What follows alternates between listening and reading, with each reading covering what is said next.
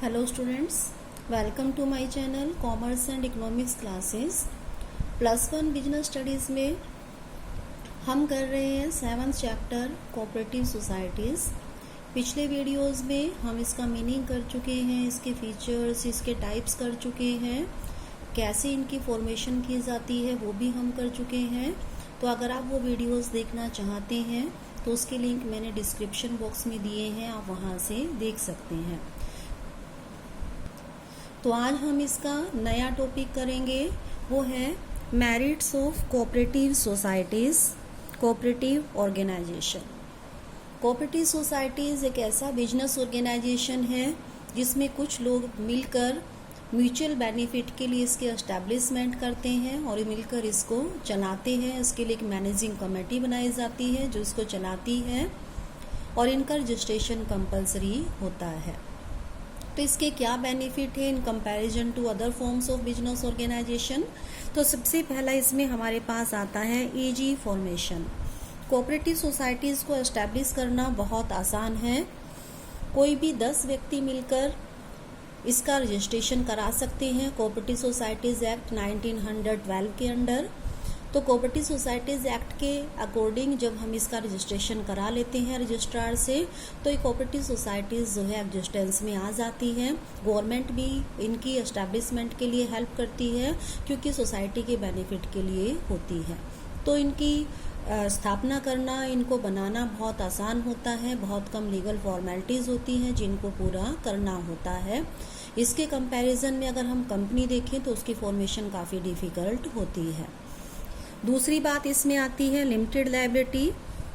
Cooperative societies में members की liability limited होती है up to the value of share और गारंटी जो मेंबर्स ने दी है कोऑपरेटिव सोसाइटीज़ में, केवल उतने ही पैसे उनको देने होंगे या जितने रुपए का शेयर उन्होंने कोऑपरेटिव सोसाइटी से खरीदे हैं उतना ही पैसा इनको कोऑपरेटिव सोसाइटी में देना होता है।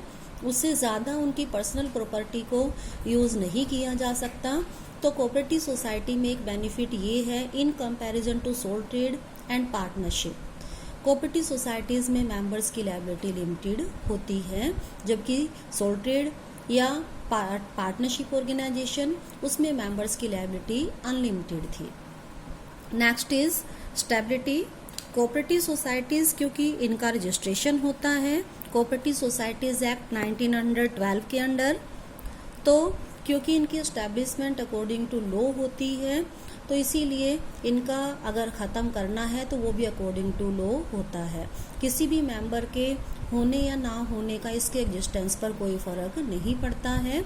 तो कोई भी पर्सन इसका मेंबर बन भी सकता है, नया पर्सन, और पुराने मेंबर जो है इसकी मेंबरशिप को छोड़ भी सकते हैं। तो किसी भी मेंबर के नए बनने के या इसको छोड़कर जाने से कोऑपरेटिव सोसाइटी के एग्जिस्टेंस पर कोई फ़र्क नहीं पड़ता है। Next is democratic management. Cooperative societies में जो मैनेजमेंट है वो डेमोक्रेटिक है। डेमोक्रेटिक क्यों है? क्योंकि जो भी हम इसकी मैनेजिंग कमेटी चूज़ करते हैं उसमें सभी मेंबर्स जो है अपने वोट डालते हैं और एक मेंबर को एक ही वोट देने का राइट होता है। तो किसी भी मेंबर ने कितने भी शेयर क्यों ना खरीदे हों कोऑपरेटिव सोसाइटी के, बट वोटिंग राइट जो है वो सबका इक्वल होता है। तो इसीलिए सबको इसमें समान अधिकार दिए गए हैं, इसीलिए इसमें डेमोक्रेटिक मैनेजमेंट होती है। मैनेजमेंट में सबकी पार्टिसिपेशन बराबर की होती है। Lesser operating expenses. Cooperative societies में मैनेजमेंट के खर्चे कंपनी की तुलना में कम होते हैं क्योंकि इसमें जो मैनेजमेंट है वो इसके मेंबर्स ही मिलकर करते हैं। मेंबर्स खुद में अपने सब में से ही एक मैनेजिंग कमेटी बना लेते हैं, अपने कुछ मेंबर्स को चूज़ कर लेते हैं और वो जो मैनेजिंग कमेटी बनाई है वो ही उसको मैनेज करती है। तो हमें मैनेजर्स को अपॉइंट नहीं करना होता, तो इसीलिए इसमें चलाने के खर्चे कम होते हैं। इसके अलावा इसमें जो मेनली सेल होती है वो कैश बेसिस पर होती है, इसीलिए पैसा डूबने का कोई डर नहीं होता है। तो इसमें चलाने के खर्चे कम होते हैं कंपनी की तुलना में। नेक्स्ट बेनिफिट इसमें आता है टैक्स एडवांटेज कर लाभ। कोऑपरेटिव सोसाइटीज़ क्योंकि सोसाइटी के बेनिफिट के लिए एस्टैब्लिश की जाती है, तो गवर्नमेंट जो है इनको कई तरह की छूट देती है। इनकम टैक्स में भी इनको छूट होती है, स्टैंप ड्यूटी की जो फीस होती है उसमें, या रजिस्ट्रेशन की फीस होती है उसमें, तो कई तरह की छूटें गवर्नमेंट इनको देती है, तो ये बेनिफिट भी इनको मिलता है। इसके अलावा इसमें एक बेनिफिट है स्टेट पैट्रोनेज का, सरकारी संरक्षण। सरकार जो है चाहती है कि कोऑपरेटिव सोसाइटीज ज़्यादा से ज़्यादा एस्टैब्लिश हो, क्योंकि इसमें सोसाइटी के वीकर सेक्शन को बेनिफिट होता है, तो इसीलिए सरकार इनको कई प्रकार से सहायता देती है। सरकार इनको कम रेट ऑफ इंटरेस्ट पर लोन देती है। इसके अलावा इनको जो है ग्रांट भी दी जाती है। इनकी परचेज और सेल में भी सरकार इनकी हेल्प करती है। तो इस तरह से गवर्नमेंट जो है वो भी इनको सुरक्षा प्रदान करती है। नेक्स्ट बेनिफिट हमारे पास आता है supply of goods at cheaper rates. Government जो है इनको कम कीमत पर वस्तुएं उपलब्ध कराती है। जिन चीज़ों की जैसे रॉ मटेरियल है वो इनको गवर्नमेंट इनको कम रेट पर अवेलेबल कराती है, लोन है वो कम रेट ऑफ इंटरेस्ट पर मिल जाता है, या इनको जो मशीनों की ज़रूरत होती है वो भी गवर्नमेंट इनको कम रेट पर अवेलेबल कराती है। तो इस तरह से इनको कम रेट पर वस्तुएं मिल जाती है, तो इसका बेनिफिट भी होता है। Next is check on other businesses. क्योंकि कोऑपरेटिव सोसाइटीज़ सोसाइटी के बेनिफिट के लिए काम करती है, तो इसमें जो गुड्स के प्राइसेस होती हैं ये कम होते हैं। अब दूसरे जो बिजनेस हैं उनका इनसे कंपटीशन होता है, तो इसीलिए उनको भी अपनी कीमत कम रखनी पड़ती है। तो इस तरह से कोऑपरेटिव सोसाइटीज़ के कारण दूसरे बिजनेस हाउसेस को भी अपनी कीमतें कम रखनी पड़ती हैं, तो उसके ऊपर भी एक तरह से ये कंट्रोल करती है। लास्ट बेनिफिट इसमें है इकोनॉमिक डिसेंट्रलाइजेशन।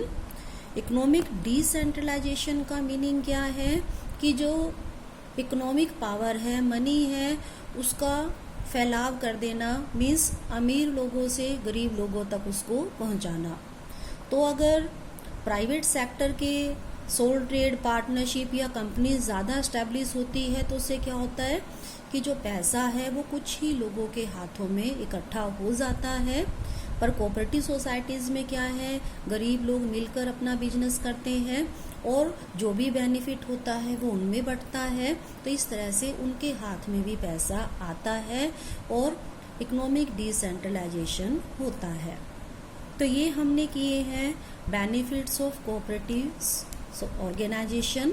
तो अब हम करेंगे इसकी लिमिटेशन। कोई भी बिजनेस ऑर्गेनाइजेशन अगर हम करते हैं तो उसके कुछ बेनिफिट भी होते हैं, साथ ही साथ उसमें कुछ कमियां या उसकी लिमिटेशंस भी होती हैं। इसी तरह से कोऑपरेटिव सोसाइटी की भी अपनी कुछ लिमिटेशंस हैं, वो क्या हैं वो हम यहाँ पर करेंगे। तो सबसे पहली इसकी लिमिटेशन हमारे पास आती है लैक ऑफ कैपिटल, पूंजी की कमी। कोऑपरेटिव सोसाइटीज़ में ऐसे लोग मेंबर्स होते हैं जिनके फाइनेंशियल रिसोर्सेज कम होते हैं। जब उनके फाइनेंशियल रिसोर्सेज ही कम है तो वो थोड़ा थोड़ा पैसा ही इसमें लगा पाते हैं। गवर्नमेंट भी इनकी थोड़ी बहुत ही हेल्प तो करती है, पर फिर भी इनमें ज़्यादातर पूंजी की कमी रहती है, तो ये लार्ज स्केल पर अपना बिजनेस नहीं कर पाते हैं। तो इस तरह से अगर हम कंपनी से कंपेयर करें तो इसकी तुलना में इसमें पूंजी की कमी रहती है। इसके बाद आता है इनकम्पिटेंट मैनेजमेंट। अभी हमने इसके मेरिट्स में किया था कि इसमें डेमोक्रेटिक मैनेजमेंट होती है, क्योंकि मेंबर्स ही इसको मैनेज करते हैं। अब मेंबर्स मैनेज करते हैं, वो कोई एक्सपर्ट मैनेजर्स तो है नहीं, उनके पास कोई मैनेजमेंट की डिग्री नहीं होती है, तो उनको कई बार अच्छी तरह से मैनेज करना नहीं आ पाता है कोऑपरेटिव सोसाइटीज़ को, और इस तरह से इसका अच्छा मैनेजमेंट नहीं होने के कारण कई बार ये बंद हो जाती है, मेंबर्स में आपस में झगड़े भी हो जाते हैं, तो इसका नुकसान जो है इनको उठाना पड़ता है। नेक्स्ट इसकी लिमिटेशन है ओनली कैश ट्रेडिंग। अभी हमने इसके बेनिफिट में किया था कि इसमें कैश ट्रेडिंग होती है, इसलिए बैड डेट्स नहीं होते हैं, तो उसकी मेरिट भी है। पर एक तरह से डीमेरिट भी है, क्योंकि इसमें कैश ट्रेडिंग होती है, ये अपने गुड्स को केवल कैश में ही सेल करेंगे। तो कुछ लोग ऐसे होते हैं जिनके पास पैसे होते ही नहीं हैं, जिनको उधार पर ही चाहिए, तो वो थोड़ा पैसा भी नहीं दे पाते हैं। तो इस तरह से वो लोग यहाँ से खरीदारी नहीं कर पाते हैं और उनको दूसरे लोगों के चंगुल में फंसना पड़ जाता है। पॉलिटिकल इंटरफेरेंस, क्योंकि अभी हमने ऊपर किया था कि गवर्नमेंट जो है इनको फाइनेंशियल हेल्प देती है, लोन प्रोवाइड कराती है, ग्रांट देती है, तो इस तरह से गवर्नमेंट का इसमें इंटरफेरेंस भी रहता है। एक तो इनको अपने अकाउंट्स जो है वो गवर्नमेंट के पास सबमिट कराने होते हैं। इसके अलावा कई बार गवर्नमेंट जो है अपने चहेते व्यक्तियों को इनमें अपॉइंट कर देती है, गवर्नमेंट चेंज होती है तो वो फिर से लोग चेंज हो जाते हैं। इस तरह से गवर्नमेंट की इसमें इंटरफेरेंस बनी रहती है। नेक्स्ट लिमिटेशन है लैक ऑफ मोटिवेशन।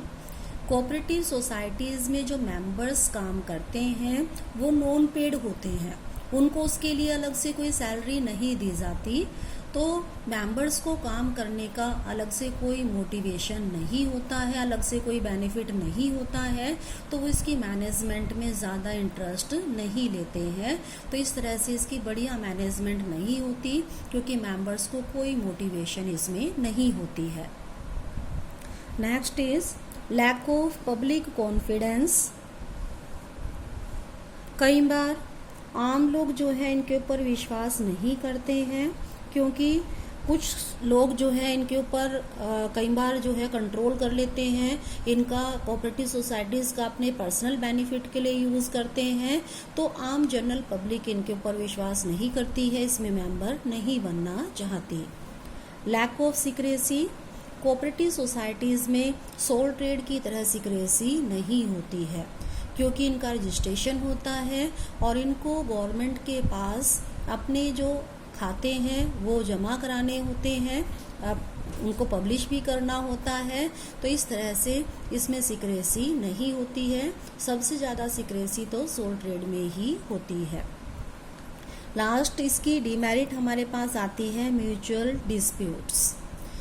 अब क्योंकि कोऑपरेटिव सोसाइटीज़ में बहुत सारे मेंबर होते हैं, वो अलग अलग बैकग्राउंड से आते हैं, उनकी जो थिंकिंग है वो भी अलग अलग होती है, तो सब लोग कई बार अपने बेनिफिट के लिए काम करना चाहते हैं और उनके विचार आपस में नहीं मिलते हैं, तो इस तरह से उनमें झगड़े चलते रहते हैं, जो कि कोऑपरेटिव सोसाइटीज़ के लिए बहुत हार्मफुल हो सकते हैं। तो कोऑपरेटिव सोसाइटीज़ जो हैं उसके हमने मेरिट्स किए, डीमेरिट्स किए, तो ये बेनिफिशियल भी है सोसाइटी के लिए अगर इनको ठीक ढंग से चलाया जाए, तो जो नॉर्मल पीपल हैं, गरीब लोग हैं, उनके लिए काफ़ी बेनिफिशियल हो सकती हैं, और गवर्नमेंट भी जो है इनको ज़्यादा से ज़्यादा बढ़ावा देना चाहती है, तो इसलिए अगर इसकी प्रॉपर मैनेजमेंट की जाए तो सोसाइटी के लिए बहुत बेनिफिशियल होती है।